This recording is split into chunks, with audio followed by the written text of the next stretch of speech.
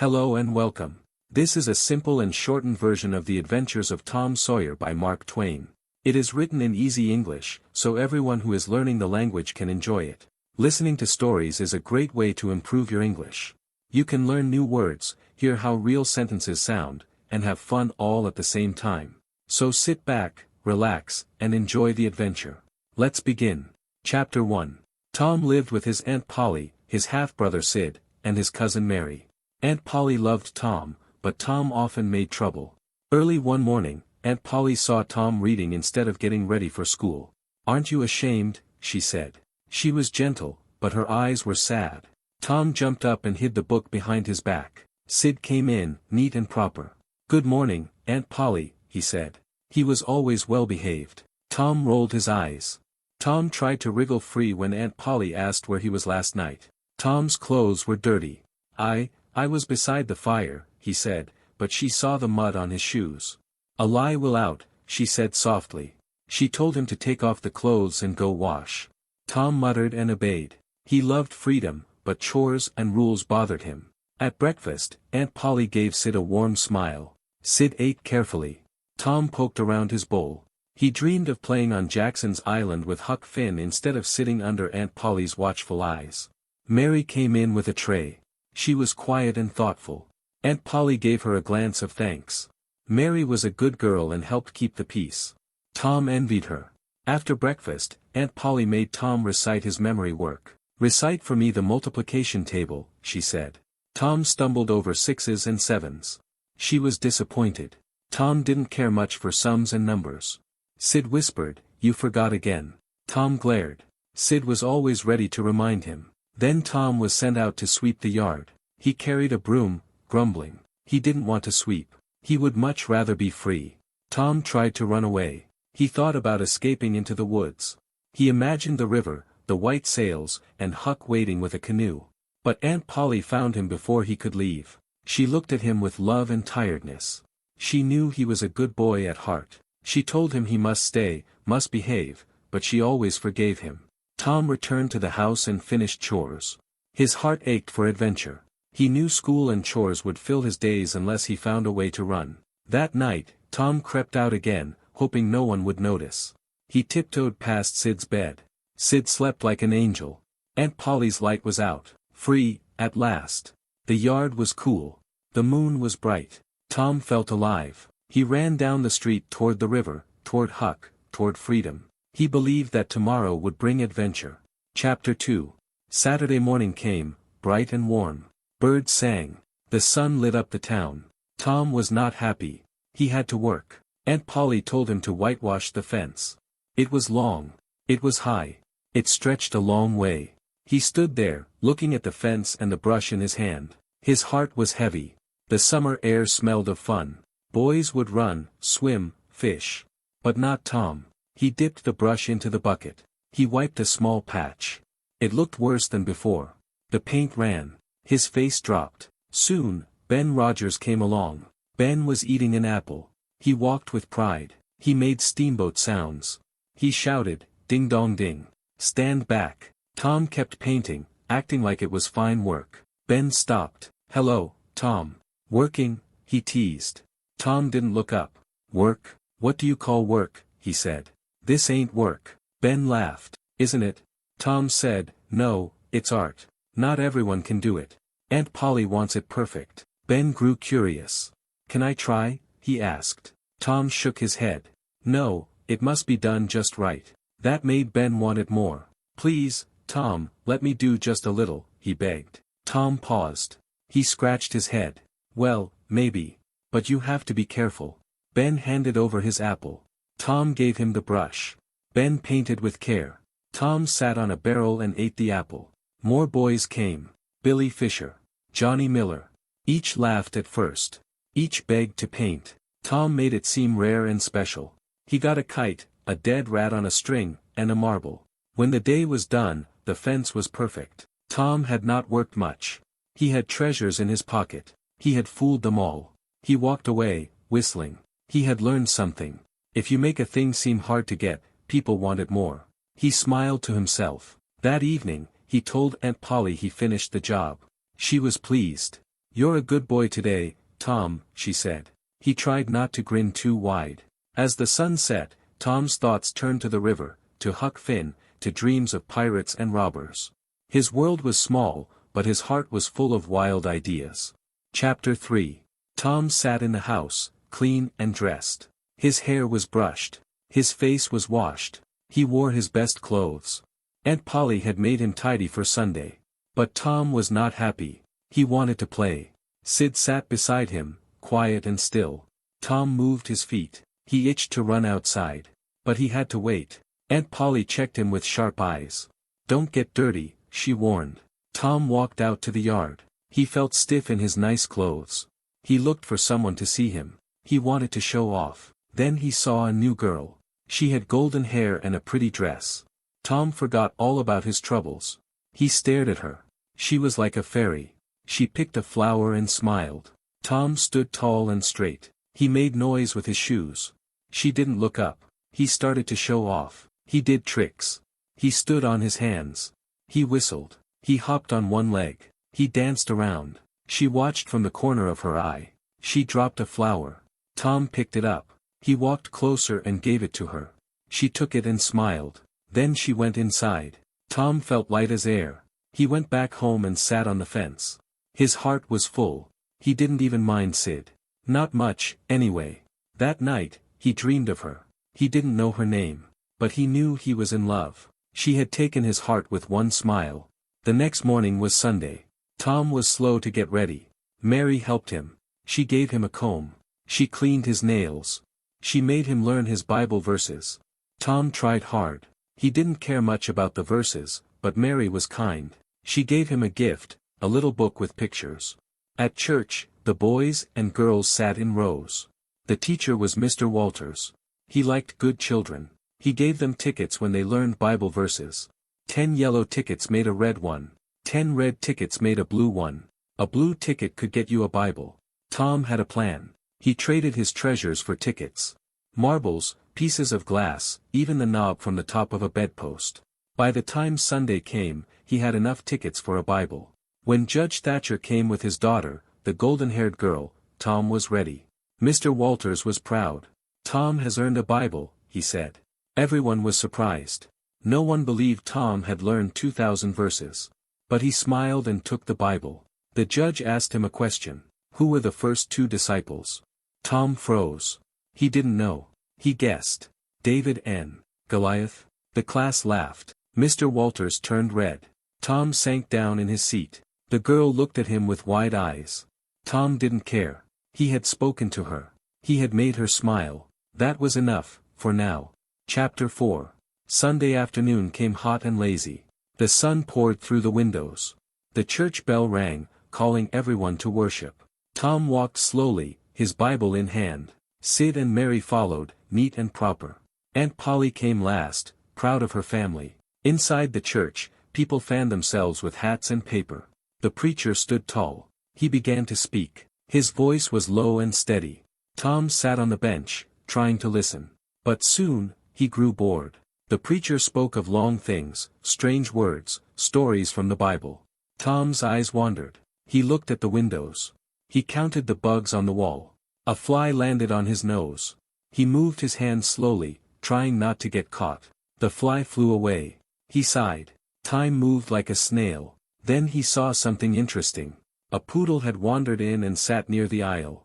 It scratched behind its ear and yawned. Tom grinned. The dog was not listening either. Soon the dog found a beetle near Tom's feet. Tom had found that beetle earlier. It was shiny and big. He had caught it in a box, but it had escaped. Now the dog sniffed it. The dog poked it. The beetle snapped back. The dog yelped and jumped. People tried not to laugh. The preacher paused. The dog barked and danced. The beetle stood still, clicking. Then the dog stepped too close. The beetle pinched its nose.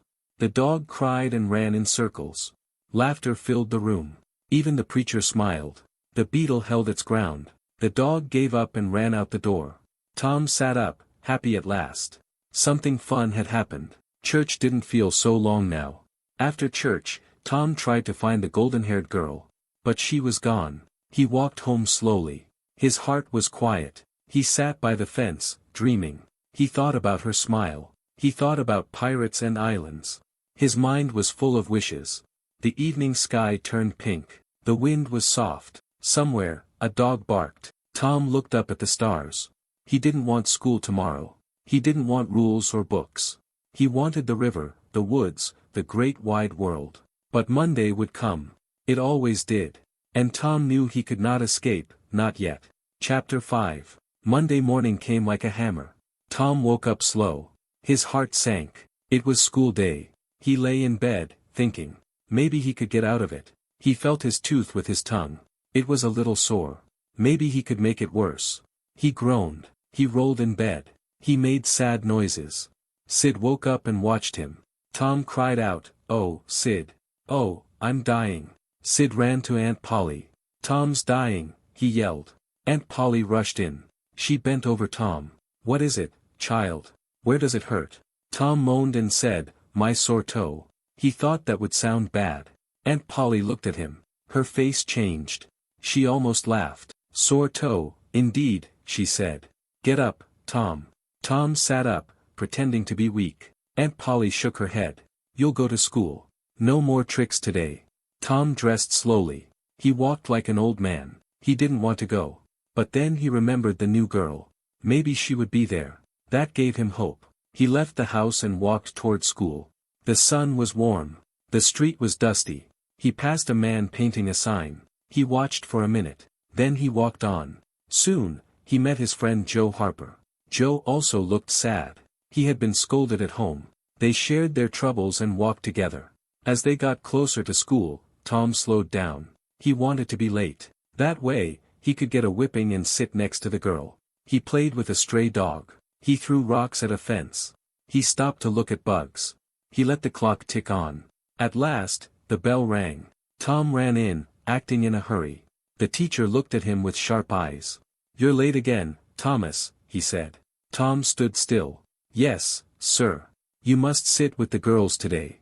Tom tried not to smile. He walked to the seat where the golden-haired girl sat. Her name was Becky Thatcher. She looked surprised. Tom sat beside her and felt proud. He offered her a peach. She took it. He showed her a drawing. She liked it. They whispered. They giggled. Tom asked, "Want to get engaged?" She said, "What's that?" He said, "It means you say you'll love me and I'll love you. Always." She said, "All right." He kissed her cheek. She blushed. He said, "Now we're engaged." Then he made a mistake. He talked about another girl, Amy Lawrence. Becky's face fell. Her eyes grew cold. "You've been engaged before," she said. Tom tried to fix it. But Becky was hurt. She turned away. She wouldn't look at him. The bell rang again. School was over. Becky ran out fast. Tom sat still. He felt bad. He had ruined everything. He walked home slow. His feet dragged. He didn't even feel the warm sun. All he could see was Becky's sad face. Chapter 6. Tuesday morning came. Tom felt dull. The sky was bright, but his heart was not. He had lost Becky. She would not speak to him. He walked to school with heavy feet. He saw her near the gate. She didn't look at him. She talked to another boy. Tom's heart burned. He turned away. He didn't care, or tried not to. At school, Tom sat alone. He looked sad. He watched Becky from the corner of his eye. She laughed and smiled, not at him. She was trying to make him jealous. It worked. Later, Tom wrote a note. "I love you," it said. He dropped it on her desk. She didn't look. He walked away, his face red. After school, he didn't go home. He wandered by the river. He kicked stones. He made plans. Maybe he would run away. Maybe he would become a pirate. Or a soldier. Or live in a cave. He saw Huck Finn. Huck was barefoot. His clothes were old. He carried a dead cat in a sack. "What you doing with that cat?" Tom asked. Huck said, "Gonna cure warts." "A dead cat is the best thing." Tom said, "How do you do it?"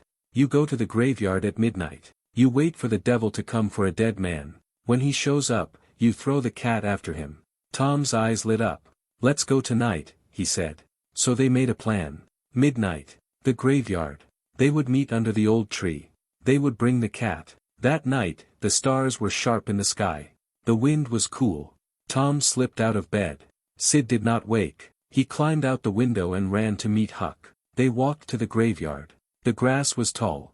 The headstones were crooked. They crept in like shadows. They hid behind a tree and waited. The dead cat was still in the sack. Suddenly, they heard voices. They dropped to the ground. 3 men came into the graveyard. One had a lantern. It was Dr. Robinson, Muff Potter, and Injun Joe. Tom and Huck watched with wide eyes. The men dug up a fresh grave. They pulled out a body. Then the doctor said, "That's enough." But Injun Joe got angry. He said the doctor had cheated him. Muff Potter tried to stop the fight. Then everything happened fast. There was a shout. A crash. A knife. The doctor hit Muff with a headboard. Injun Joe grabbed the knife and, in one fast move, stabbed the doctor. Blood ran. The doctor fell. Tom and Huck could not move. Their hearts beat like drums. Then Injun Joe placed the knife in Muff's hand. Muff woke up. He looked around, dazed. "You killed him," said Injun Joe. "You were drunk." Muff stared at the body. He believed it. He moaned and cried. Tom and Huck slipped away, scared out of their minds. They ran and ran. At the edge of town, they stopped. They swore to keep it secret. "If we tell, Injun Joe will kill us," Tom said. Huck nodded. "Swear on a Bible," he said. They did. Then they crept back to their homes, the stars watching them in silence. Chapter 7. The next day, Tom was not the same. He sat quiet in school. He didn't joke. He didn't play tricks. He looked tired and worried. He couldn't forget what he had seen in the graveyard. He stared at the chalkboard. He heard the teacher's voice, but the words made no sense.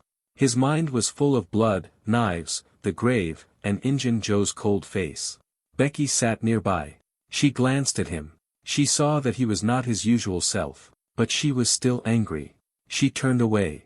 Tom sighed. He opened his book. He drew pictures on the page. Then he whispered, "Becky." She did not answer. "Becky, look." She turned slowly. He showed her a drawing. A house with trees. A little girl at the door. Becky smiled, but only for a moment. Then she saw he had drawn her name. She blushed and looked down. Tom was glad. Maybe she would forgive him.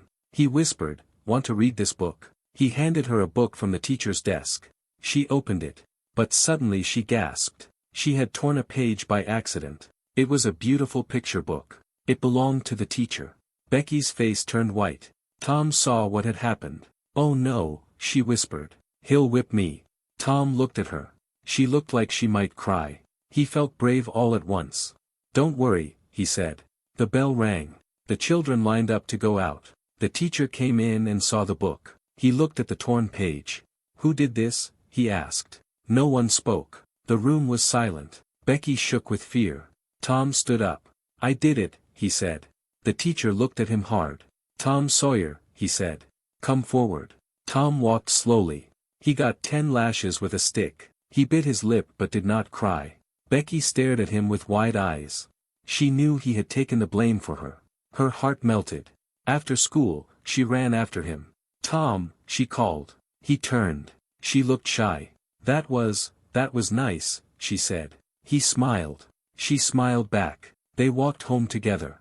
Tom forgot the graveyard for a little while. Becky had forgiven him. That made the world bright again. But at night, the fear returned. He saw Injun Joe's face when he closed his eyes. He pulled the blanket up to his chin. The secret was heavy. But he had to keep it. He had made a promise. Chapter 8. The next day was warm and sunny. Tom sat under a tree by the river. He held a stick and drew lines in the dirt. His heart was heavy. He was tired of school. Tired of home. Tired of being afraid. He dreamed of being a pirate. He would sail far away. He would wear fine clothes. People would fear his name. He would have gold and treasure. And no one would tell him what to do. He played pretend. He was Tom the Black Avenger of the Spanish Main. He fought with his sword, which was just a stick. He shouted brave words. Then he sat down again, thinking. Soon Joe Harper came along. Joe looked sad too. He had been punished at home for something he didn't do. He sat beside Tom. They talked about running away. "Let's be pirates," Tom said. "Real pirates. On the river." Joe's eyes lit up. "Yes. Let's go tonight." They shook hands. They felt strong and wild. They would leave the town. They would live on an island. They would never come back. They found Huck Finn later. Huck had no home, no school, and no rules. He was the perfect pirate. He joined their plan at once. "We'll meet at midnight," Tom said. "Bring food. We'll go down river." That night, Tom crept out of bed. Sid turned in his sleep but didn't wake up.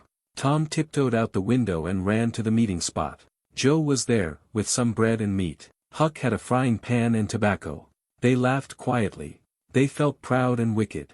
They found a raft hidden in the weeds. They pushed it into the river. It floated. They jumped on. The moon was bright. The water was smooth. The boys felt free. They floated away from the town. The lights behind them grew small. They drifted for a long time. Then they found an island with trees and soft sand. It was quiet. No houses. No people. They pulled the raft to shore. They built a fire. They cooked meat on sticks. The flames danced. The smoke curled into the night. "We are pirates now," Tom said. "We do what we want." They cheered. They lay on the ground and watched the stars. Tom felt happy. The wind was warm. The river was near. No school, no Aunt Polly, no rules. Just the wide world and adventure. But deep in his heart, he still heard the sound of a cry, the swing of a knife, and the promise he could not break. Chapter 9. Morning came soft and golden on the island. Birds sang. The river moved slow and wide. Tom opened his eyes. For a moment, he didn't know where he was. Then he remembered. He was a pirate now. Joe and Huck were still asleep. Tom got up and looked around. The island was quiet. Green leaves moved in the breeze. He walked to the water and splashed his face. Soon Joe woke up, yawning. "This is great," he said. Huck opened one eye and nodded. "Let's cook breakfast," Tom said. They built a fire again. They cooked meat and fish. They burned some but didn't care. It was fun. They played all morning. They swam in the river. They chased each other. They shot frogs with slings. The world felt big and wild. But by afternoon, Joe looked quiet. He sat near a tree, not speaking much. "What's wrong?" Tom asked. Joe said, "I miss home." He looked at his hands. "I think I want to go back." Tom frowned. "Already?" Huck didn't speak. He watched the river. Joe said, "I thought I'd feel free. But I feel, kind of lost." Tom felt it too, though he didn't say so. He missed his bed. He missed Aunt Polly. He even missed school a little. But he didn't want to give up. "Let's stay one more day," he said. "We can swim and fish. Then we'll go back tomorrow." Joe agreed, but he still looked sad. That night, after they ate, Tom couldn't sleep. He lay on the ground and stared at the stars. The fire popped and cracked. He got up quietly and walked to the raft. He pushed off into the water and drifted away without waking the others. He crossed the river and crept through the woods.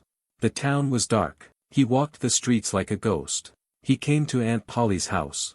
The lights were out. He climbed in through the window. He looked at her while she slept. Her face was kind and tired. He saw tears on her cheek. He felt a pain in his heart. He wanted to hug her. But he couldn't wake her. He had to keep his secret. He looked around the room. Everything was still. His clothes lay folded on the chair. Sid's breathing was soft. Tom crept out again and ran back through the night. By dawn, he was back on the island. He curled up near the fire and fell asleep. He dreamed of home, of soft hands, of voices calling his name. But in the dream, he did not answer. Chapter 10. When Tom woke up, the sun was already high. Birds flew in the trees. The fire was cold. Joe and Huck were fishing at the river. He sat up, rubbing his eyes. His legs were stiff from the night's journey. But his heart felt proud. He had gone to town and come back without a sound. He walked to the river. Joe was holding a small fish. Huck was smoking a short pipe. They waved when they saw Tom. "You didn't sleep well," Joe said. Tom nodded. "I had things to do." They cooked the fish and ate in silence. The food was plain but tasted fine in the morning air. After breakfast, they explored the island. They found a tree full of wild berries. They found a small cave and a place where turtles laid eggs. By afternoon, they were hot and tired. They lay on the ground and talked about pirates. But Joe still looked uneasy. "Tom," he said, "don't you think people are missing us?" Tom looked at him. "Maybe. Maybe not." Huck said, "They'll think we drowned." Tom didn't answer right away. Then he grinned. "Let them think that." Joe sat up. You mean, you want them to believe it? Tom's eyes sparkled. Yes. We'll go back at just the right moment. Big surprise. Everyone will be shocked. Huck laughed. That's smart. Joe wasn't sure, but he didn't say more.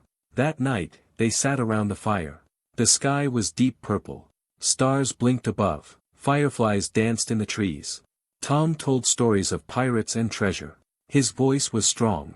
The shadows flickered behind him. Then they heard a sound. A low boom, far across the water. They looked up. Another boom. It's a cannon, Huck said. Joe gasped. They're searching for us. Tom stood. They think we're dead. They're firing over the water to bring up the bodies. The boys went quiet. Then Joe began to cry. He wiped his eyes and turned away. I don't want my mom to cry, he said. I don't want her to think I'm gone forever. Tom didn't speak. He felt it too, deep inside. But he stayed silent. That night, the sound of the cannon came again. And again. Tom lay awake, watching the stars. He made a plan in his mind. A big plan. One that would make everything right. One that would make them all proud. And he smiled in the dark, knowing what he would do next. Chapter 11. The next morning the boys woke up early. The sky was gray, and the river looked flat and cold. Tom felt quiet. He had made a plan during the night, and now it filled his mind. He didn't tell the others yet. He wanted it to be a surprise. After breakfast, they swam for a while. Then they watched a raft float by in the distance. On it were men, searchers, still looking. They really believe we drowned, Huck said. Joe looked sad again. My mom must be crying so much, he whispered. Tom stood and kicked the sand. He looked serious. I have to go back tonight, he said. Joe and Huck looked up fast. Why? I'm not gonna stay, he said quickly. I just need to do something. You'll see. They tried to ask more, but Tom only said, trust me. That night, when the boys were asleep, Tom slipped away again. He crossed the river in a stolen canoe and walked through the woods until he reached the edge of town. He moved like a ghost, quiet and fast. He sneaked to his house and climbed in through the window again. Aunt Polly was asleep, but her face was tired and sad. She had been crying again. He saw Sid asleep, too, curled up with a blanket around him. He didn't wake anyone. He crept out and went next to Joe Harper's house. Joe's mother sat on the porch, rocking slowly.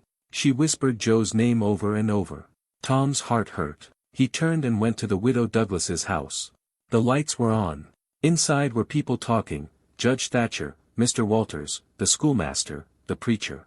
And Aunt Polly was there too. They were planning something. Tom moved closer to the window and listened. He heard the word, funeral. Then he smiled. That was what he needed to hear. The town would hold a funeral. For him. For Joe. For Huck. He ran back to the island full of joy. His clothes were wet from the river, but he didn't care. When he got back, he shook Huck awake. I know what we'll do, he said. He told the boys everything. About the funeral. About the people talking. We'll wait till Sunday, Tom said. We'll come back during the funeral. We'll walk in slow, like ghosts. Everyone will be shocked. They'll cry and cheer and laugh. Joe's face lit up. Huck smiled wide. That'll be something, he said. Tom grinned. We'll be the most famous boys in town. And they shook hands in the firelight, ready for their big return. Chapter 12. Sunday came.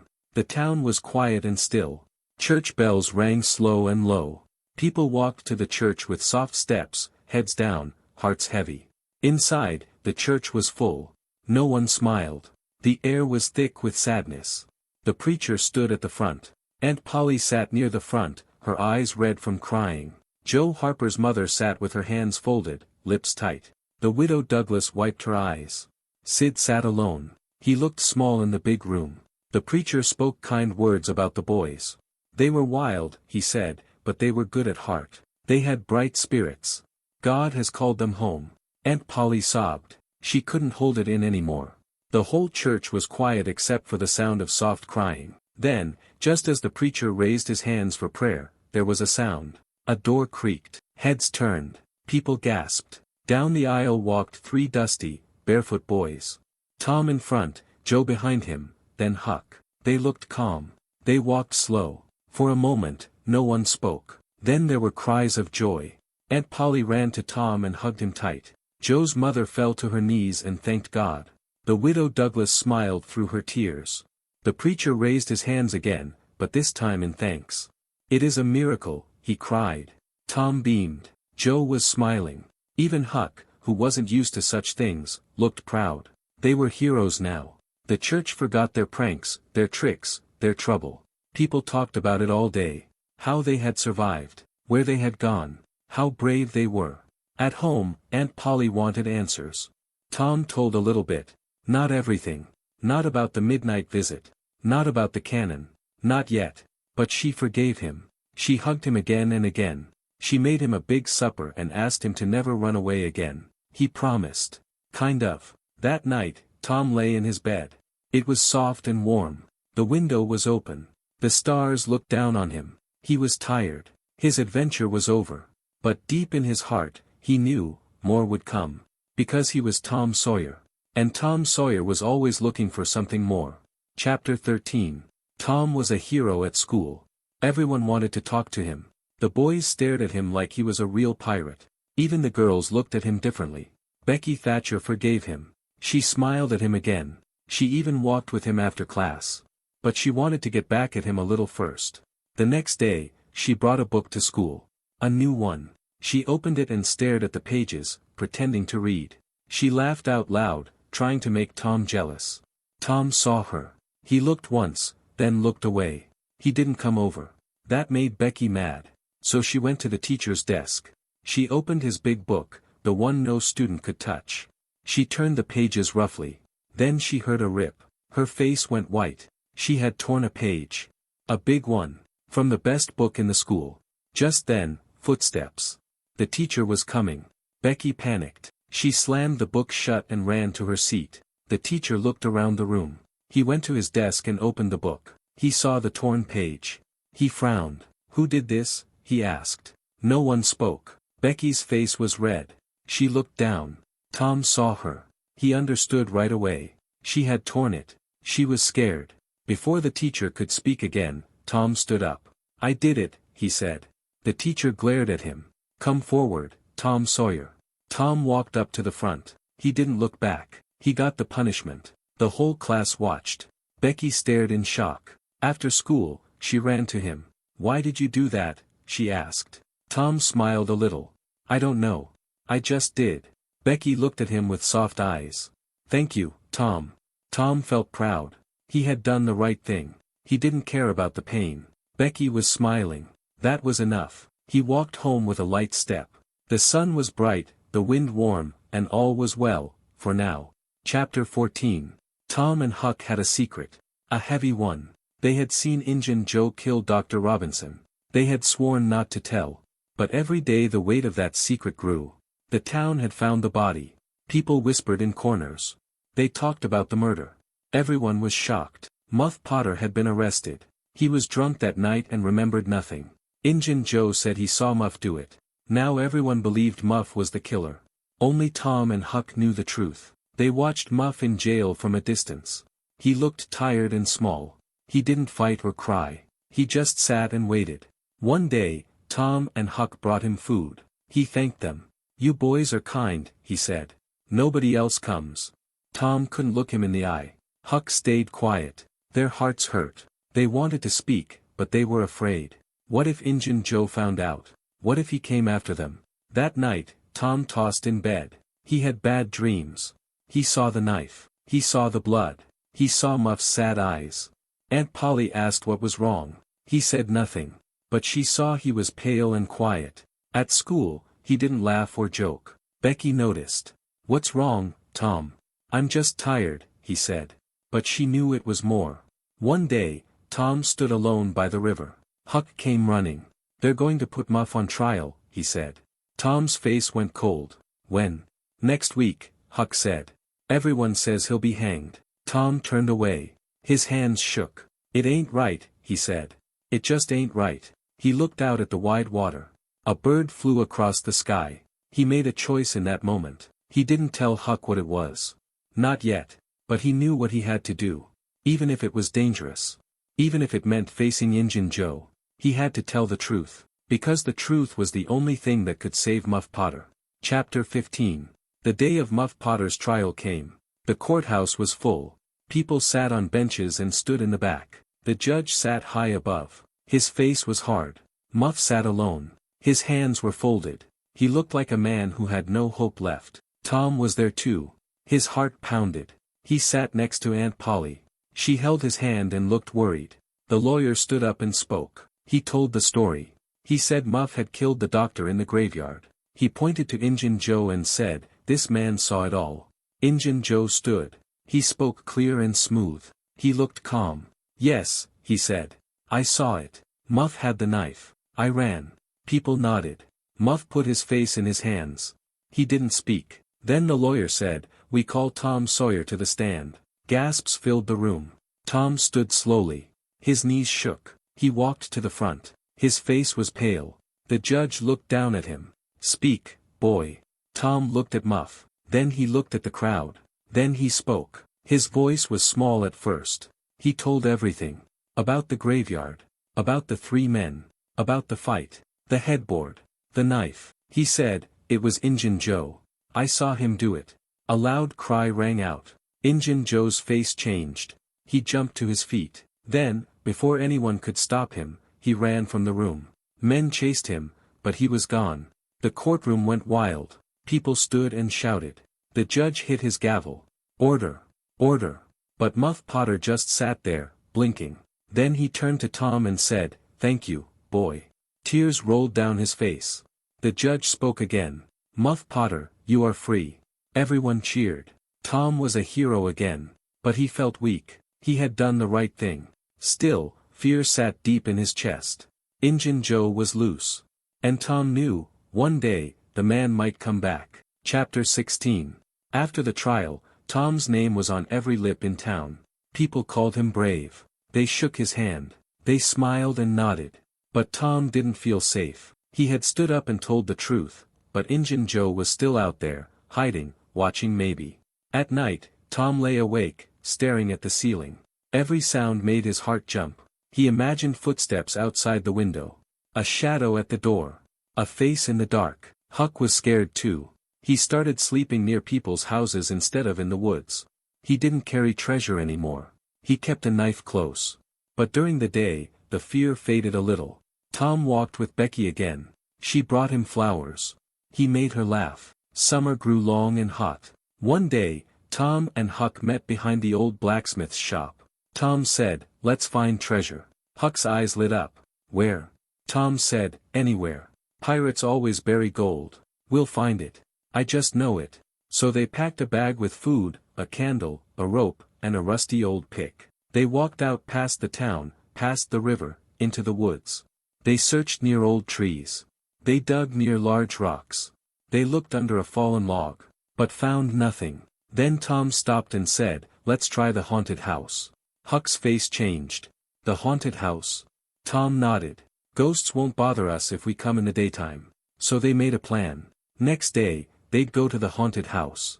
They'd bring more food. And maybe they'd find gold. That night, as Tom walked home, the wind blew hard. The trees creaked. He walked faster. He thought of Injun Joe. Of the graveyard. Of dark eyes watching from the trees. But he also thought of treasure. Of maps and secret caves. And that thought made him smile. Because fear was strong, but adventure was stronger.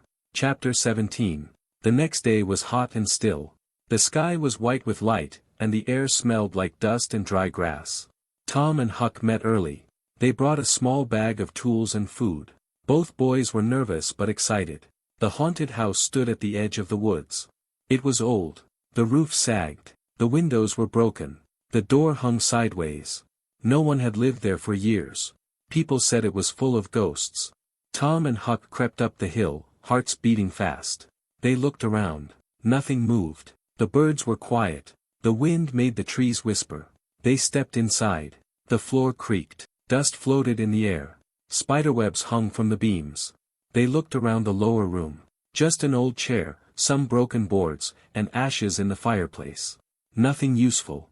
"Let's go upstairs," Tom said. Huck hesitated. "What if we see a ghost?" "Ghosts don't come out in the daytime," Tom said. "And we'll be quiet." So they crept up the stairs. At the top was another room. It had a table, a stool, and a big chest in the corner. The boys' eyes went wide. They ran to the chest and opened it, but it was empty. Just dust and old rags. Tom sat down. "No treasure," he said. "Not yet." Suddenly, Huck hissed, "Shoo!" He grabbed Tom's arm. "Someone's coming." They heard voices. Feet on the porch. Someone was coming into the house. The boys dropped to the floor and crawled into a corner behind the big chest. They held their breath. 2 men came in. One was a stranger. The other, Injun Joe. Tom's heart stopped. Huck's fingers dug into the wood. The men walked to the table and sat down. Injun Joe looked around. "Nobody followed us," he said. They began to talk in low voices. Tom and Huck listened closely. They talked about robbery. About hiding money. About revenge. Then, suddenly, Injun Joe stood up. He walked to the corner of the room, toward the chest. The boys went stiff. He stopped just a few feet away. "We'll hide it here," he said. "Under this board." He pulled up a floorboard. Beneath it, something shiny. A small box. He opened it. Gold. Real gold. The boys' eyes went wide. Injun Joe laughed. "It's all here. Let's take it now," said the other man. "No," said Injun Joe. "We'll leave it here for now. It's safe. No one would come to a haunted house." The men put the gold back and covered it. Then they left. Tom and Huck stayed hidden, not moving, for a long time. When the house was quiet again, they stood up. Their legs shook. "Did you see it?" Tom whispered. Huck nodded. "Gold. Real gold." Tom's eyes were wide. "And we know where it is." But fear was there too. Because Injun Joe had been so close. Too close.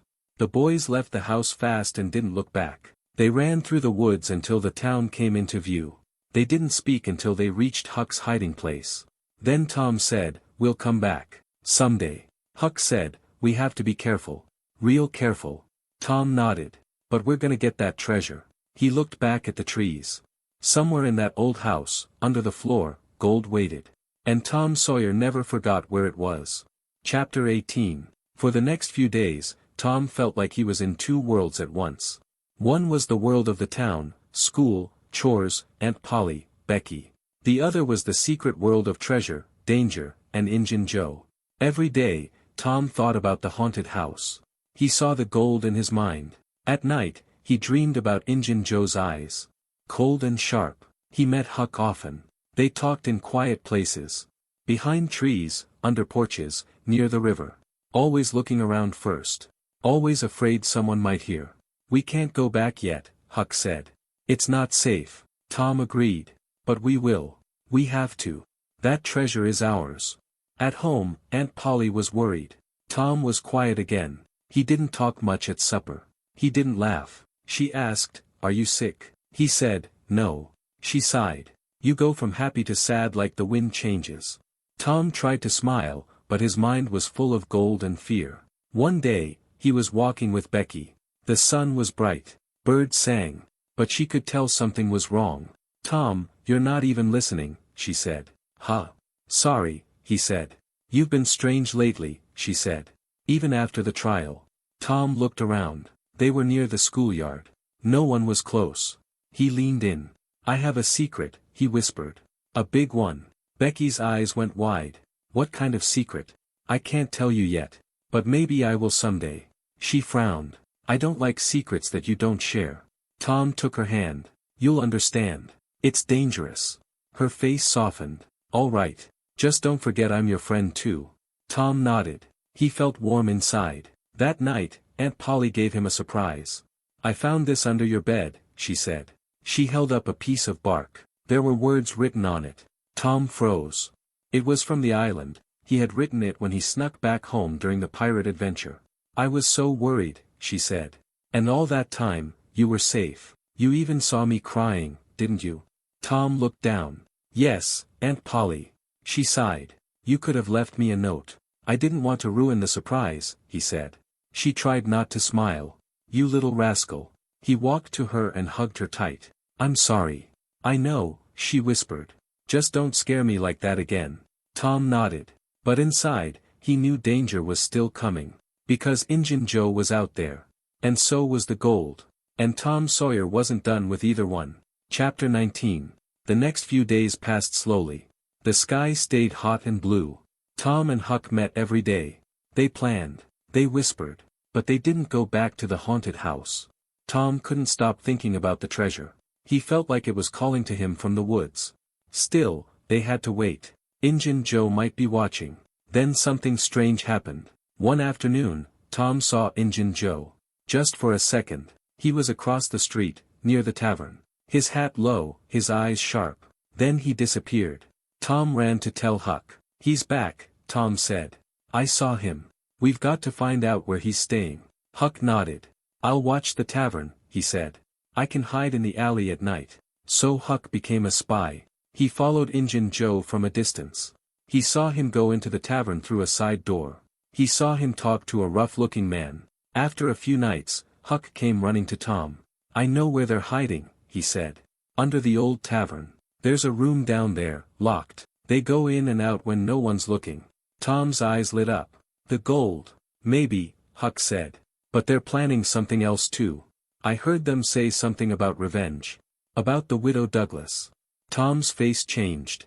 "We have to stop them." Huck said, "I'll follow them. I'll find out more. You can't come. If they see both of us." "I know," Tom said. "Be careful."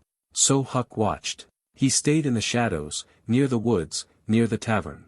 Every night, he waited. And one night, he heard the plan. Injun Joe and the other man were going to hurt the widow.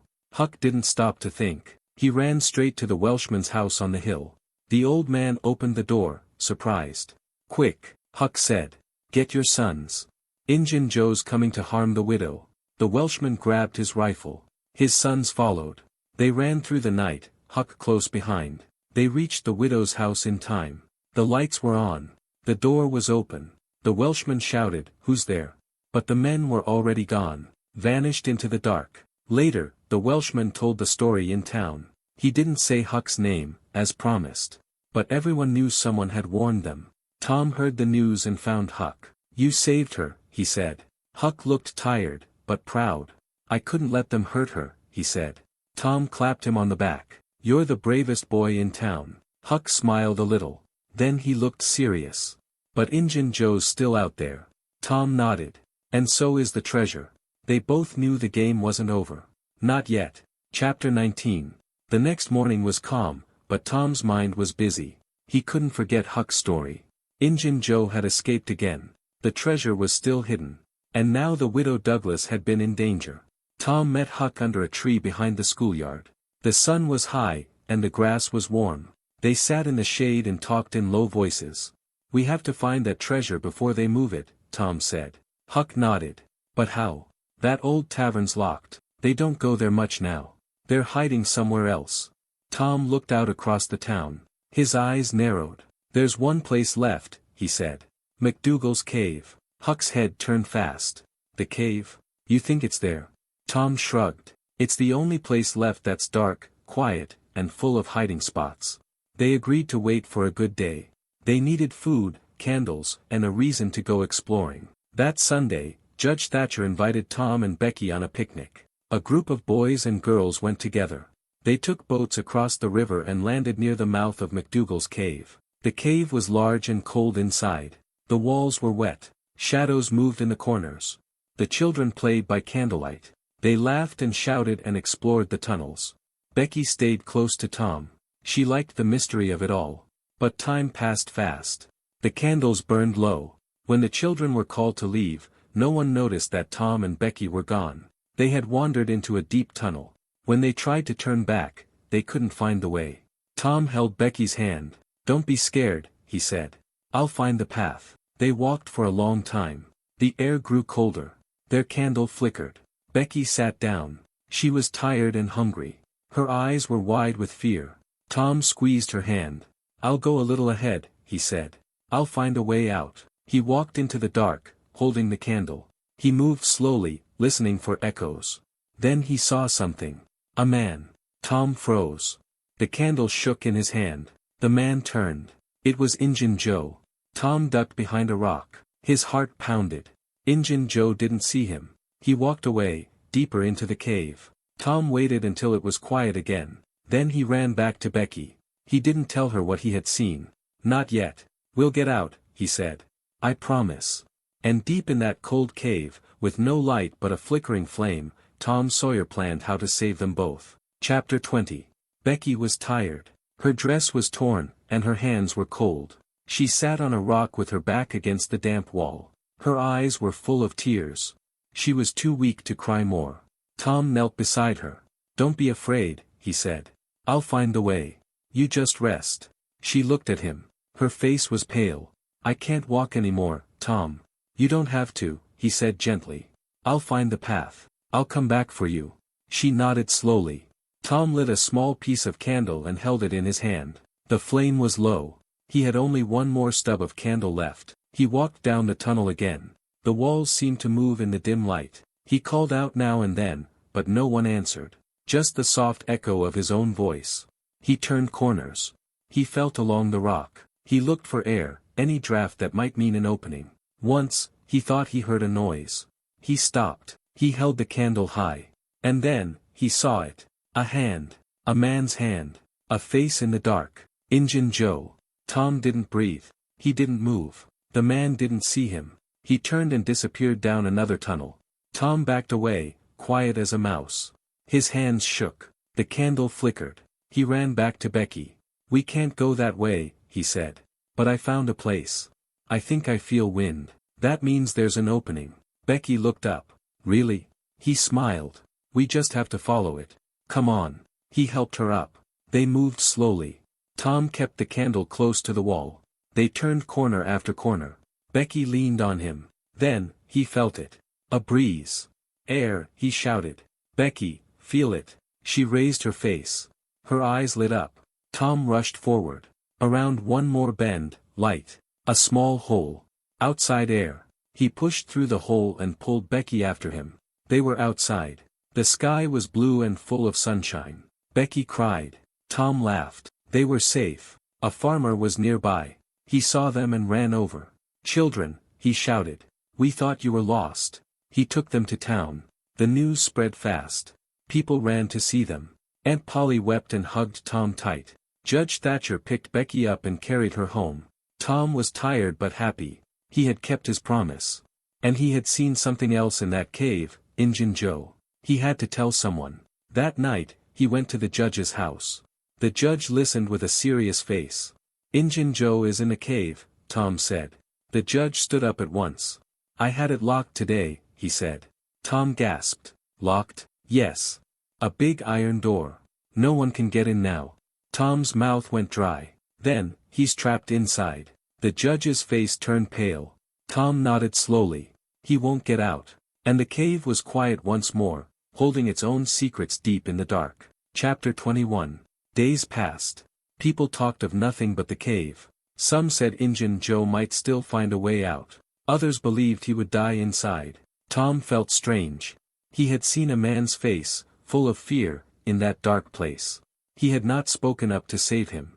And yet, that man had been ready to harm others. A week later, the news came. A group had opened the cave door. Inside, near the far end, they found Injun Joe. He was dead. He had tried to escape. He had scratched at the rock. He had eaten candles. He had died in silence. The town was quiet for a day. Even children whispered. The story passed from house to house. Tom felt sad. He had feared Injun Joe, but he had also pitied him. Death in the dark, alone, it was too cruel, even for him. But now, there was something else. Tom remembered the treasure. It must still be there, in the cave. He ran to Huck. "It's safe now," Tom said. "The treasure's in the cave, and no one's guarding it." Huck's eyes went wide. "Are you sure?" Tom nodded.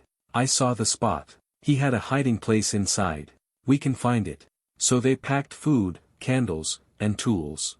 They rowed across the river in a small boat. They climbed the hill to the cave. The iron door creaked as Tom unlocked it. They stepped inside. The air was cool and damp. Their candles threw long shadows. Tom led the way. He knew the path now, each turn, each rise in the floor. They reached a part he hadn't explored before. There were rocks piled against a wall. Behind the rocks, an opening. They squeezed through. And there it was.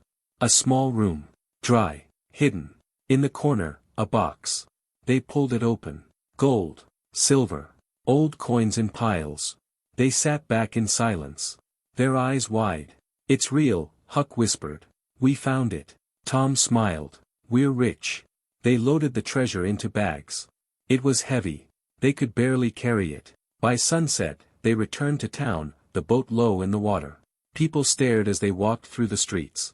Aunt Polly gasped when she saw Tom. "Where have you been?" she cried. Tom dropped the bags on the floor. Coins spilled out. "Treasure," he said simply. "Real treasure." The room went still. Then Aunt Polly screamed. She hugged Tom tight. Judge Thatcher came in, and the news spread fast. Tom and Huck were heroes again, richer than anyone in town. Everyone asked questions, but Tom and Huck just smiled. They had done what no one else could. They had found the lost gold of Injun Joe. Chapter 22. The whole town buzzed with news of the treasure. People came to look at the bags of coins. Men lifted them and said they had never seen so much money in one place. Judge Thatcher made sure the gold was counted. It was more than $12,000. A fortune in those days. Tom and Huck were famous. But Huck didn't feel comfortable. He didn't like crowds or fine clothes. He didn't want to be noticed. The widow Douglas found Huck and said, "I will take care of you now. You will live with me. You'll have clean clothes, a warm bed, and schooling." Huck frowned. "Do I have to wear shoes every day?" "Yes," she said kindly. "And no more sleeping in barrels or eating from scraps." Huck tried for a few days. He wore a shirt with buttons and sat at the table. But he felt trapped. At night, he sneaked out and slept in the woods. Tom found him the next morning. "Why'd you run off?" he asked. "I can't stand it," Huck said. "The widow means well, but I don't fit in. I don't want to be rich. I want to be free." Tom looked at him. "But we made a pact. We're going to be robbers. You can't be in the gang unless you're respectable. All robbers come from good families." Huck's eyes narrowed. "Is that true?" "Of course," Tom said. "Read any book. Even pirates wear nice clothes sometimes." Huck sighed. "Well, I guess I'll try again." So he went back to the widow Douglas. He washed and combed his hair. He sat through church and ate dinner with a fork. It was hard, but he stayed. Because deep down, he wanted to be part of something. And if that something was Tom Sawyer's gang, then maybe it was worth trying. Tom, meanwhile, enjoyed every minute of being a hero. People smiled when he passed. Adults forgave his pranks. Becky looked at him like he had hung the moon. But even Tom knew the adventure was over, for now. Summer was ending. School would start again.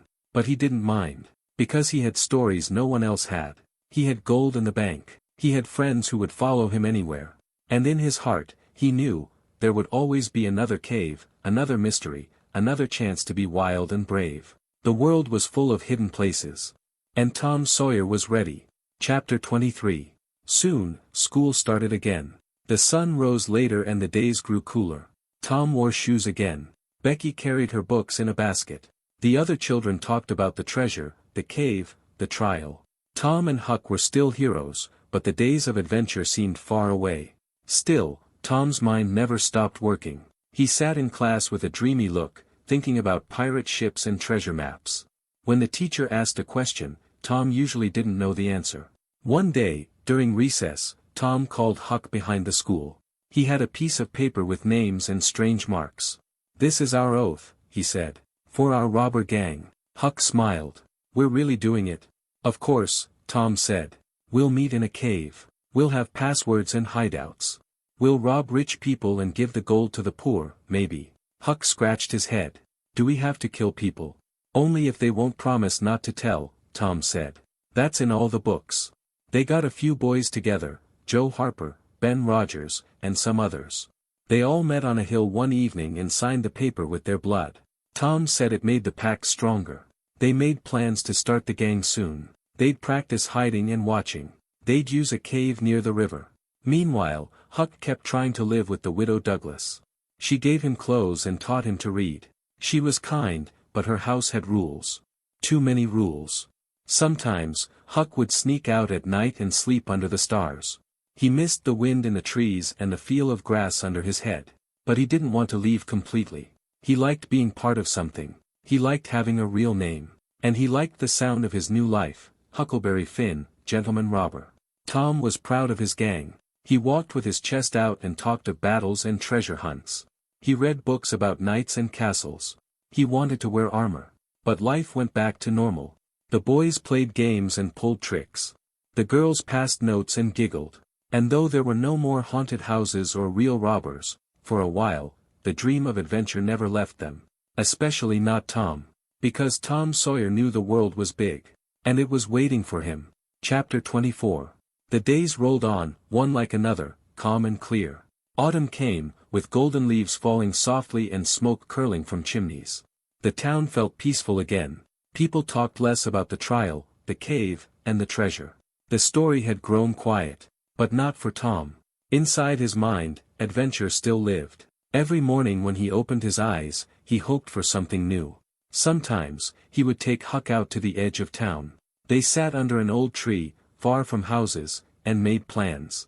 "We need a signal," Tom said one day. "Something no one else can guess. How about a dog bark and a whistle?" Huck said. "No," Tom said. "That's too easy. It has to be something like, 3 owl hoots and a crow's call." Huck nodded. "Okay. That sounds right." So the boys practiced. They met in secret places, left notes in trees, and watched strangers in town like real spies. Their gang didn't do much real robbing yet. But they talked about it a lot. They made maps and looked for signs of buried gold. One afternoon, Huck brought news. "There's a man staying at the tavern," he said. "He's got a scar down his cheek and he carries a long bag." Tom's eyes lit up. "Sounds like a stranger with secrets." "I think he's hiding something," Huck said. Tom stood. "Let's follow him tonight." So they did. They followed the man from a distance, ducking behind fences and barrels. He walked through town, said little, and kept looking over his shoulder. But after an hour, he went back to the tavern and shut the door. Still, the boys were excited. He could be a spy, Tom said. Or maybe a smuggler. The next day, the man was gone. He left early, the innkeeper said. Didn't even eat breakfast. That made the boys sure. He must have been dangerous. Maybe their watching had scared him off. Tom wrote it all down in a notebook he called The Robber's Record. He said they'd read it aloud at the gang's next meeting. The others were glad to hear it. They wanted to believe the world was still full of danger and gold. But the truth was, school kept them busy. Cold weather came. The ground froze. Tom got a cold and stayed home for 3 days. He read adventure stories and stared out the window. When he got well, he told Becky about his dreams. Someday, he said, I'll go far away. Maybe to the Amazon, or to Arabia. She laughed. I hope you come back. I might, he said with a grin. But not before I find treasure and fight pirates.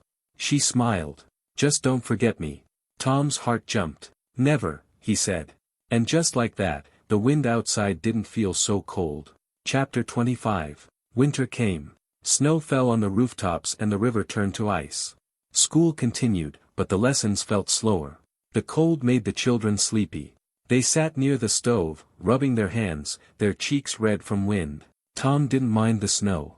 He loved watching it fall, and he liked sliding down icy hills with the other boys. But the cold made it hard to sneak around and play robber. So the gang meeting stopped for a while. Huck struggled more than anyone. The widow Douglas tried to keep him warm and fed, but Huck didn't like sleeping in a bed with blankets tucked tight. He didn't like hot tea or lessons. One night, he left again. He built a fire near the edge of the woods and slept under a tree, just like old times. Tom found him the next day. You left the widow's house, Tom said. Couldn't stand it, Huck said. Too many forks, too many prayers. Tom sighed. You gotta go back. Just for the gang. The gang? Yeah, Tom said. We're going to start again when spring comes. You can't be a robber if you're not respectable. We agreed on that. Huck scratched his head. You really think I could be respectable? Sure, Tom said. You saved the widow. You found treasure. You're famous. All you gotta do is learn to sit still in church. Huck looked down at the snow. I'll try again. But just for the gang. So Huck returned. The widow Douglas gave him a warm bath and clean clothes. He didn't like it, but he tried. Spring slowly returned. The snow melted. Birds sang. Green buds grew on the trees. Tom's spirit came alive again. He planned more gang meetings, more secret messages, more treasure maps. One sunny day, he gathered the boys. We start again next Saturday, he said. We'll dig near the old well. I heard a ghost lives there. The boys cheered. Huck stood near the back, his new clothes a little too tight, his hair combed flat. He smiled. Tom saw him and grinned. You're one of us now, Huck, for good. And Huck nodded. He was part of something.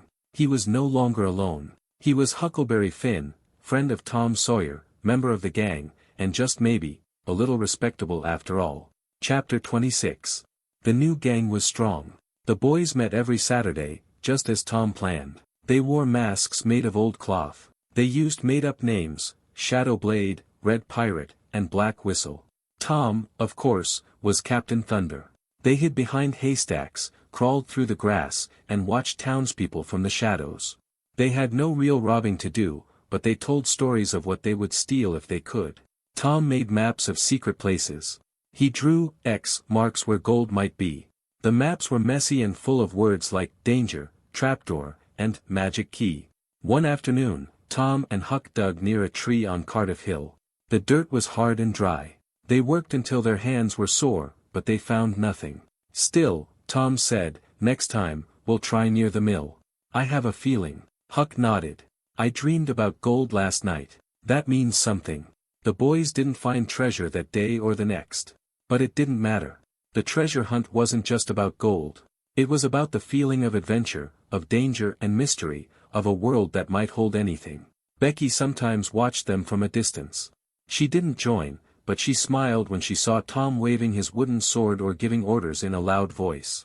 One Saturday evening, as the sun dipped behind the hills, the gang sat in a circle near the old barn. They shared apples and told stories. Tom leaned back on his elbows. Someday, he said, we'll go to real places. We'll sail to islands and fight sea monsters.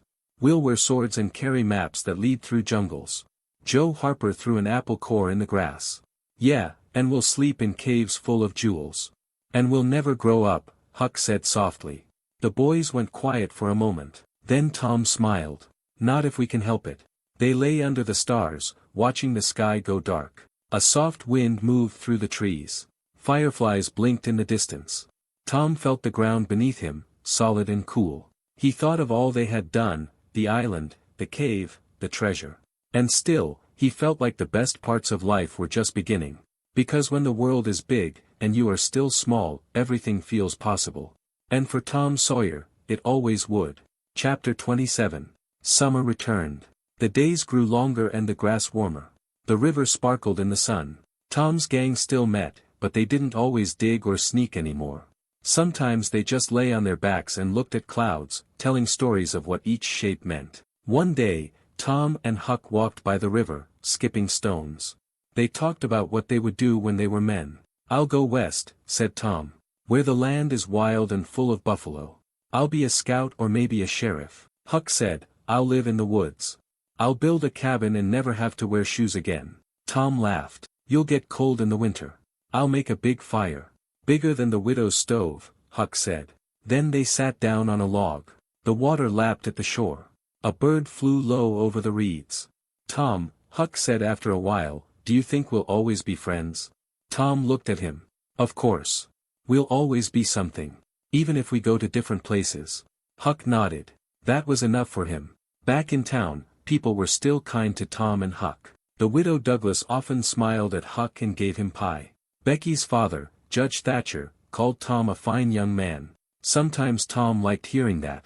But other times, he missed being a little wild. He didn't want to become boring. He didn't want to wear tight collars or carry a walking stick like the men in church.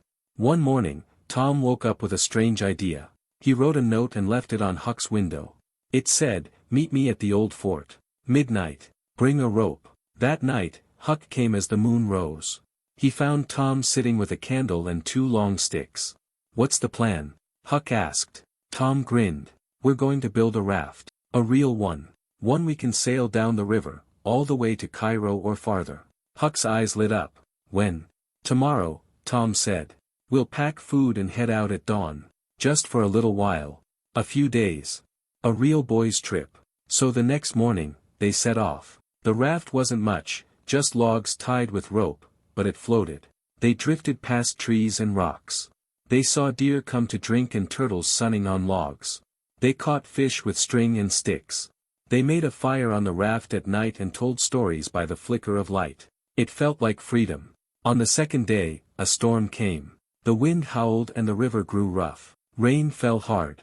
They pulled the raft to shore and found shelter under an old tree.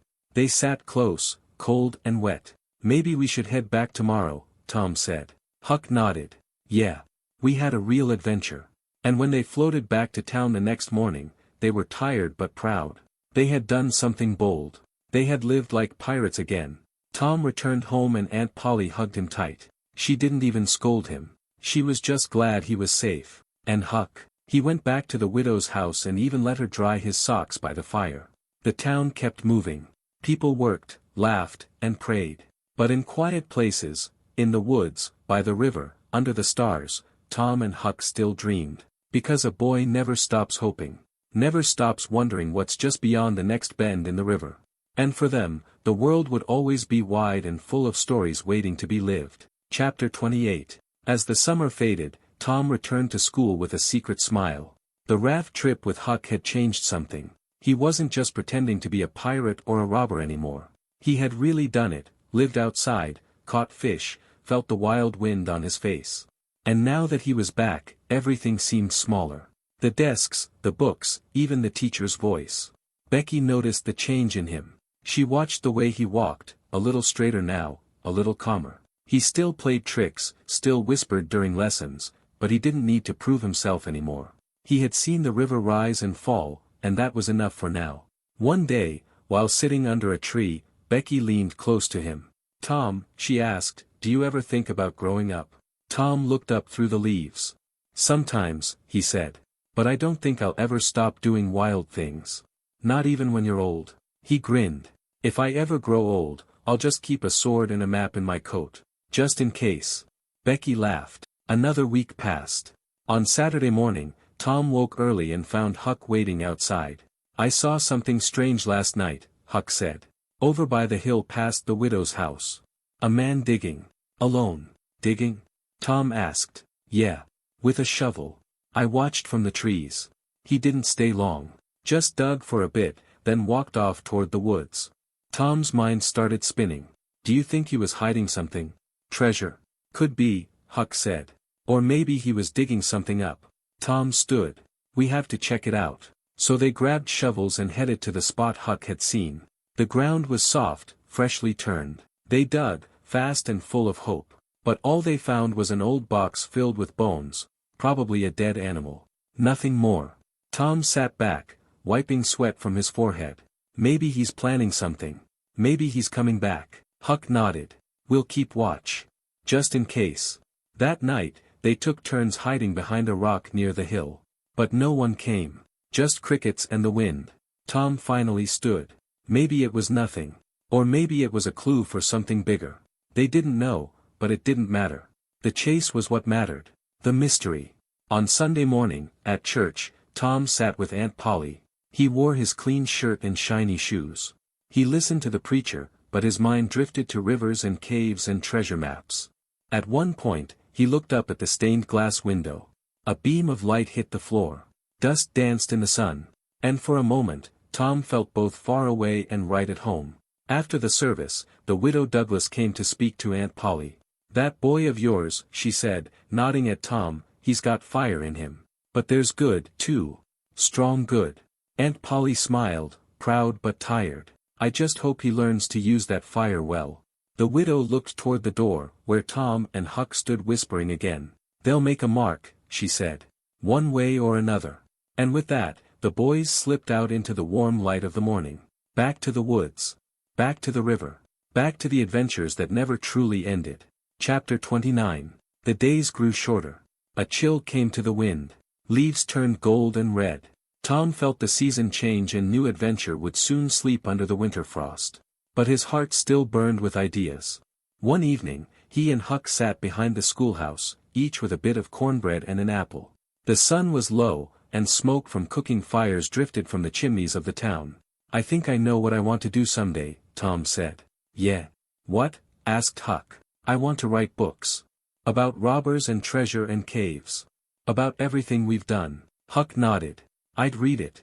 As long as it don't have too many lessons in it. No lessons, Tom promised. Just danger and mystery and gold. They sat in silence for a while, chewing slowly. Do you ever think about the cave? Huck asked. Sometimes, Tom said. When I can't sleep. Me too. Huck looked down at his feet. What we saw in there. What we almost lost. Tom didn't answer for a moment. Then he said, but we got out. We always do. The next week, the boys helped the widow chop firewood for winter. Tom told stories while they worked, and Huck watched the trees sway in the wind. He was quieter now, but his eyes were still full of wildness. After supper that night, Tom wrote a note and slipped it into Huck's pocket when no one was looking. It read, Midnight, Cardiff Hill. Bring the old map. When the clock struck 12, the boys met at the top of the hill. The stars were sharp and bright. The moon lit their path like silver. Why'd you want to meet? Huck asked. Tom unfolded a piece of paper. It was old and dirty. Lines and X's covered it. I want to bury something, Tom said. Bury what? A time capsule. For the future. Tom pulled a small box from his coat. Inside were a few things, a button from his old shirt, a smooth stone from the river, the stub of a candle used in the cave, and a short note that said, We were here. We lived. We were wild and brave. Huck stared. You think someone will find it? Maybe, Tom said. Maybe long after we're gone. They dug a hole under the roots of a tall tree. They placed the box inside and covered it with dirt. Then they stood quiet, looking down. Tom said, Let's never forget how this feels. Like we're part of something big, Huck said. Tom nodded. Like we're the beginning of a story. And in that moment, under the stars, with the town sleeping below and their names written on a map only they understood, it was true. They were more than boys. They were legends in the making. Chapter 30. As winter settled over the town, snow covered the rooftops, and the river froze in silence. School continued, but Tom's thoughts wandered more than ever. Outside the windows, the world was white and still, but inside him, stories danced. He scribbled ideas in the margins of his books, secret hideouts, tunnels under castles, and islands no man had ever found. The treasure was buried, but the dream was alive. Sometimes he looked at Huck sitting by the fire in the schoolhouse, dressed now in proper clothes but still squirming in his seat. Huck hadn't run away again, though he thought about it often. The widow Douglas taught him to write his name. He wrote it slowly, with big shaky letters, and showed it to Tom like it was gold. Tom smiled. You're gonna be somebody. Huck shrugged. I already am. On Christmas Eve, the whole town gathered in the church. Candles glowed in the windows. Children wore scarves and mittens. The teacher led songs, and Aunt Polly sat with a quiet smile. Tom stood near the back with Huck. They watched the lights flicker on the walls. Feels strange, Huck whispered. What does? Everyone being quiet, peaceful. Tom looked at the faces, people he knew, people who had scolded him, fed him, laughed at him. He saw Becky sitting with her father, her eyes on the candle flame. He said, It feels like a story's ending. Or maybe starting, Huck said. That night, as snow began to fall again, the boys walked slowly through the empty street. You ever think we'll leave this place? Huck asked. Maybe, Tom said. But part of me will always stay. In the cave. By the river. Under that old tree. They reached Huck's porch. The widow had left a lantern lit. Huck looked at Tom. Good night, Captain Thunder. Good night, Black Whistle, Tom said. Then Tom turned and walked home. His boots crunched softly in the snow. At his window, he paused. He looked up at the sky. Stars above, quiet below. And inside his heart, the next adventure was already waiting. Chapter 31. Snow stayed on the ground for many weeks. The river stayed frozen. Each day felt quiet, as if the world was sleeping. But Tom's heart kept moving. Even when the town was still, his thoughts wandered far. He imagined deserts and castles, treasure ships and haunted towers.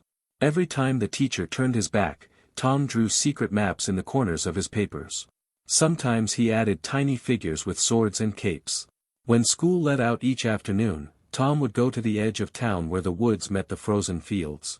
Sometimes Huck joined him, sometimes not. Huck was learning to live both ways now, between the quiet rules of the widow and the wildness of the wind. One afternoon, Tom stood alone, watching the river in silence. The ice was cracked and gray now. Winter was ending. He heard a bird call, the first one in weeks. He whispered, "It's coming back." The next day, the wind felt softer. Snow melted on the rooftops. Water dripped from fences. The smell of dirt returned, warm and wet. By the weekend, the boys were walking along the banks again. Their feet were muddy. Their faces were bright. Tom and Huck met under the big tree, the one where they'd buried their box. Tom pressed his foot on the ground. "Still there." Huck nodded. "It's not going anywhere." They sat for a while. Tom said, "Do you ever wonder what people think when they find it?" "They'll know we were here," Huck said. "They'll know we lived." Tom smiled. "That's all I want." The days grew longer. Grass returned. Bees buzzed in the schoolyard again. Children laughed louder. One morning, Tom walked past the cave trail and stopped. He looked at the green hills and the trees rising above the entrance. He whispered to the air, "You remember me, don't you?" Then he turned and walked on. That night, he wrote in a small notebook by candlelight. He wrote about treasure and caves, about friends and ghosts, about fear and firelight and freedom. He didn't know what it would become. But he wanted to remember. Because someday, when he was older and the world was quiet, he'd read it again and remember the boy who once ran barefoot down muddy roads and believed that anything, absolutely anything, could happen. And for Tom Sawyer, it still could. Chapter 32. Spring was truly here now. The trees were full of green, the river ran high with melted snow, and birds sang from every rooftop. Townsfolk smiled more easily. The market smelled of fresh bread and flowers. Tom woke early each morning, eager to step outside. Everything looked alive again. He ran to meet Huck before school and they watched the mist lift from the river like a curtain rising on a stage. One day, Tom brought an old wooden box tied shut with string. "What's that?" Huck asked. "It's a kit," said Tom. "For emergencies. Rope, chalk, candles, biscuits, everything we'd need for a real adventure." "You think we'll have one soon?" Huck asked. Tom looked out across the trees. "I don't know. But I want to be ready." They hid the box near the base of the tree where the time capsule was buried. That weekend, the boys hiked out past the far hill to a place called Devil's Hollow, a place full of vines and rocks and stories. They walked slowly, watching the path, as if expecting something. "I heard someone found bones here once," Huck whispered. "Like a soldier's." Tom nodded. "And some say a thief buried gold under the flat rock." They searched and scraped and poked under roots, but found only bugs and a rusty nail. Still, they felt proud. They had searched. That was enough. On the way home, they stopped by the widow's garden. She had planted tulips, and they were just beginning to bloom.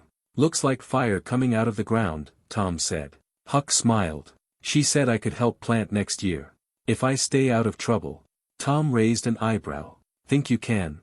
"Maybe," said Huck. For a little while. Tom looked at him. Huck stood straighter now, spoke clearer. He still had wild eyes, but there was something steady behind them. Tom said, "You ever miss the old days?" Huck thought for a second. "I miss sleeping under the stars. But I like having pie too." Tom laughed. That evening, as the sun dropped and painted the town in gold, Tom sat on his porch. Aunt Polly rocked beside him. She said, "You've been quiet lately." Tom looked out at the street. "I've just been thinking." "About what?" "About everything. About caves and gold and friends." Aunt Polly looked at him for a long moment. "You're growing up," she said softly. Tom didn't answer. He watched a bird land on the fence, tilt its head, and fly away. Somewhere, he knew, another treasure waited. Another map. Another story. And when the time was right, he'd be ready. Chapter 33. Time passed, soft as wine through the trees. The town warmed with sun, and every day stretched longer. The school bell rang, the teacher called names, and Tom sat by the window, staring at clouds. One day, Judge Thatcher visited the school. The teacher made the students stand straight. Tom brushed his hair with his fingers and tried to sit still. The judge looked at Tom during the lesson and said later, "That boy has something in him." "What kind of something?" the teacher asked. "Something strong," the judge said. "Maybe trouble, maybe greatness." That evening, Judge Thatcher came to Aunt Polly's house. He sat on the porch while the sun fell behind the hills. "I've been thinking," he said. "Tom has done brave things. He found the truth in court. He faced danger in the cave. He found treasure." Aunt Polly nodded. "He's got a wild spirit, but a good heart. I want to offer him something," the judge said. A chance for more. Schooling, real learning, a path to something bigger. Aunt Polly's eyes filled with tears. "He's just a boy," she said. "But not for long," the judge said. When Tom came home, they told him. He sat quiet for a moment. "Do you want me to be a lawyer?" he asked. "Or maybe a captain, or a senator," the judge said. "Anything you want. If you work." Tom stared out the window. He thought of dusty roads, sharp cliffs, dark caves. Then he smiled. "I want to do big things," he said. "But I don't want to stop having adventures." The judge laughed. "Maybe you can do both." The next morning, Tom told Huck, "They want me to study more. For a future. A serious one." Huck nodded. "Will you still be in the gang?" "Always," Tom said. "No matter what." Huck grinned. "Good. 'Cause I've been thinking about digging near the creek again. I found a stone shaped like a heart. That means something, right?" Tom laughed. "Everything means something if you want it to." And they set off, ropes slung over their shoulders, ready again. Not for gold. Not for fame. But for something better. For the thrill of the unknown. For the joy of being young. And for the deep belief that anything, truly anything, might be waiting just around the next bend. Chapter 34. The end of school came with cheers and hats thrown in the air. Boys ran down the dusty road, laughing, their shoes untied, their faces red with summer heat. Tom stood among them, smiling wide. His books were forgotten, his pockets full of marbles, string, and a bent spoon. Huck met him by the fence. "You free now?" "Free as a bird," Tom said. "No more lessons till fall." They spent the first week of summer near the river, swimming, fishing, lying in the tall grass. They made whistles from willow branches and let the wind carry their shouts. But by the second week, Tom got restless. He kicked a rock and frowned. "We need something bigger," he said. Huck nodded. "Let's go beyond the ridge. Past the mill. I heard there's a place where wild goats live." Tom's eyes lit up. "Let's pack food. We'll be gone 2 nights." They filled a sack with bread, dried apples, and leftover ham. They took matches, 2 candles, and Huck's lucky flint. At dawn, they slipped through the back gate and started walking. The sun rose behind them, the world still sleepy and soft. The road grew thinner. Then there was no road, only grass and stone. They climbed hills, crossed shallow streams, chased rabbits. That evening, they found a small cave by a tall rock. The cave wasn't deep, but it was dry and hidden. They built a fire and roasted apples on sticks. Huck leaned back. "This is the life." Tom nodded. No school. No fences. Just sky. That night, they slept on a bed of leaves, their heads on their arms, the stars like holes in the sky. In the morning, a woodpecker woke them. They drank cold water from a spring and followed a deer trail. They didn't find wild goats, but they found something else. A tiny cabin, old and broken, its door hanging open, the floor covered in leaves. Tom stepped inside. "What is this place?" "Looks like no one's been here in years," Huck said. They searched the cabin, found a rusted knife, a cracked plate, and an old straw hat. "Maybe a hermit lived here," Tom said. "Or a runaway." They sat on the step, eating bread and listening to the wind. "I wonder if we'll be like that someday," Huck said. "Living alone, deep in the woods." Tom thought a moment. "Maybe. Or maybe we'll travel the world, see cities with golden towers. Or find a map in a bottle," Huck said, "and follow it to a secret island." Tom laughed. "Whatever we do, let's always come back here. This can be our place." So they buried a small tin box behind the cabin.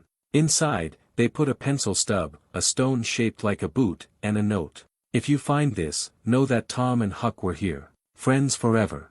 Seekers of treasure. Sons of adventure." Then they stood, hands on hearts, and made a promise to return. They walked home as the sun set, their faces dusty, their clothes torn, their hearts full. When they reached the town, Aunt Polly hugged Tom and scolded him, crying and laughing all at once. And Huck, standing just behind, smiled quietly, because he had found a place where he belonged, and he had a friend who would always understand the way his heart beat when he heard the wind call from faraway places. Chapter 35. The summer went on, warm and golden. The river ran smooth and slow, and the sky stayed blue for days. Tom and Huck spent their time roaming the woods, sailing little boats made from bark, and drawing maps in the dirt with sticks. They visited the hidden cabin again, checking the box they buried, laughing at their old treasures. Then they left more behind, a piece of red cloth, a tiny tin soldier, and a feather from a crow. Tom said someone, someday, would find it, and no two brave boys once stood there, dreaming of distant lands. One Saturday, the whole town gathered near the square. There was a picnic, music, and a big table with pies and lemonade. Aunt Polly made apple tarts. The widow Douglas brought corn bread. Even Huck wore clean clothes. Tom stood with Becky, watching people dance. "Think we'll be like them when we're old?" she asked. Tom made a face. "I'll never be that boring." She laughed. "What will you be then?" Tom looked up at the sky. "Something big. Maybe a sea captain. Or a writer.